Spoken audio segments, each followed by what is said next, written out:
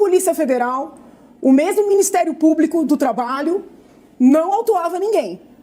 De repente, tem um monte de escravocrata no país. Então, a gente também tem que avaliar no caso concreto. Eu não sei, Janaína, se o trabalhador estava com... Você viu, tinha equipamento de choque. Eu conheço casos e casos.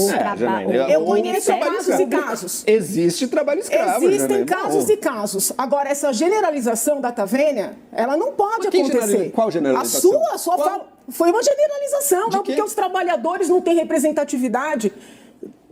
Trabalhadores, vírgula. Porque os trabalhadores são prejudicados pelas invasões.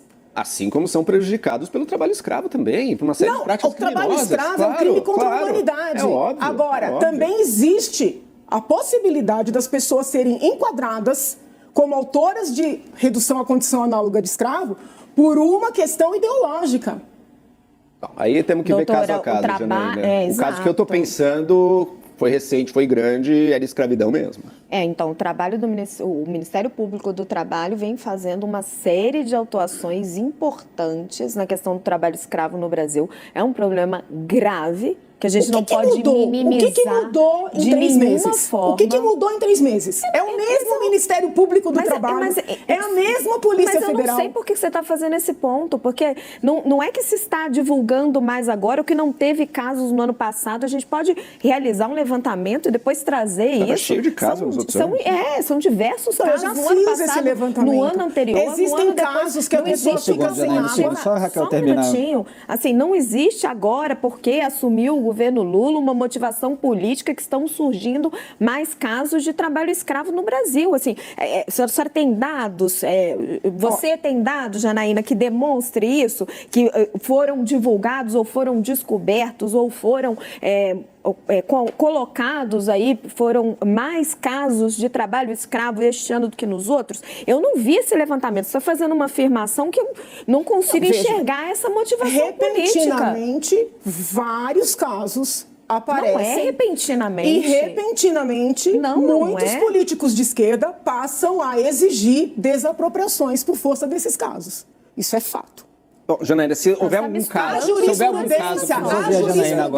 A jurisprudência deste tipo penal, tá? Sobre o qual já me debrucei largamente, tenho publicações sobre isso, mostra que existem situações de efetiva escravização, onde as pessoas são levadas para áreas distantes, que não tomam água, é água barrenta, não tem onde urinar, não tem onde dormir. Mas também existem processos por força da distância das camas. Você tem ali um quarto com 2 beliches e vai lá o fiscal e mede e faltam 2 centímetros na distância. Então, a gente tem que olhar com lupa, né, para saber exatamente se são mesmo escravocratas ou se existe um movimento para criar essa onda de que todo produtor é criminoso, é miliciano, é escravocrata, para ensejar desapropriações. No mínimo, nós temos que olhar com cautela. Vamos lá, então realmente não tem trabalho escravo, tem camas a 2 centímetros de distância. Vamos lá. Em 2021, notícia de 22, ou seja, ainda do tempo do governo Bolsonaro, reportando que em 2021 você tinha tido 1.937 resgatados da escravidão, maior soma desde 2013. Muitas vezes as autuações vão crescendo. Quando a Polícia Federal apreende mais drogas, o que isso te diz? Estamos apreendendo mais drogas, ou como é que será que está o conflito do tráfico? Ou seu primeiro pensamento é, o que essa polícia está aprontando aí? Por que está apreendendo mais droga agora? Não, né, Janaína? Se tiver uma acusação real de, olha, realmente aqui o crime não aconteceu, esse caso aqui foi falso, a imprensa cobriu, mas foi falso, seremos os primeiros a mostrar. Mas o fato de estar tendo mais autuações, mais casos, isso ser usado como evidência de que não está tendo caso, enfim. Não é evidência. Veja bem, na questão da apreensão da droga, quando a gente trabalha com apreensão de drogas, pode ser uma maior eficácia da força de segurança, mas pode ser uma quantidade maior de droga entrando e uma menor vigilância da fronteira. Então, esses dados todos precisam ser olhados em concreto. Nós não podemos comprar narrativas. Então dizer que essas pessoas, então faz CPI, mas eu estou achando muito ruim a narrativa que vai se criando, de demonização, de criminalização. Então, doutora, mas aí a gente não pode comprar a narrativa nem de um lado, nem de outro, né? A gente também não pode comprar uma narrativa de que está surgindo mais trabalho escravo para criminalizar os fazendeiros.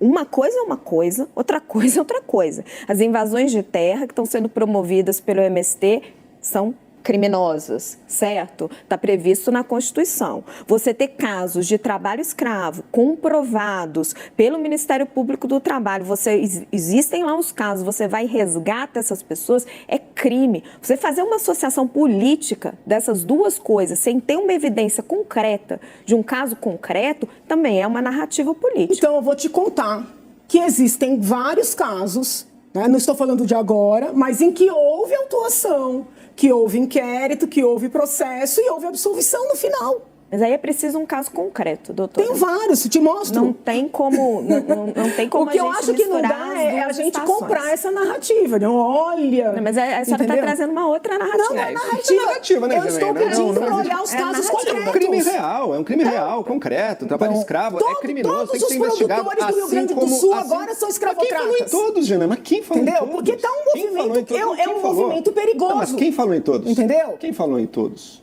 Eu só acho que tem que olhar com cautela. Quem falou em todos os produtores do Rio Grande do Sul? Exato. Quem falou? Você atribuiu isso a alguém? Quem disse isso? Olha, existe uma narrativa sendo construída de que os fazendeiros são milicianos, de que são escravocratas, de que existe um direito.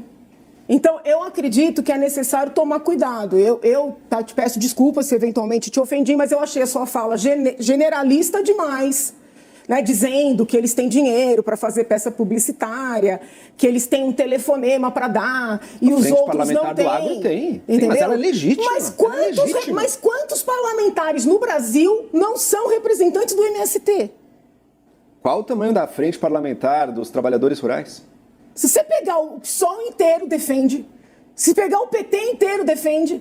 As audiências então, públicas... todo o PL é do agro também, né? Todas as audiências públicas que nós fizemos dentro da Assembleia, os participantes eram MST. Então tá bom, não existe diferencial de poder entre os mais ricos proprietários de terra e os trabalhadores em condição análoga da escravidão. Não é isso que eu estou dizendo, você entendeu?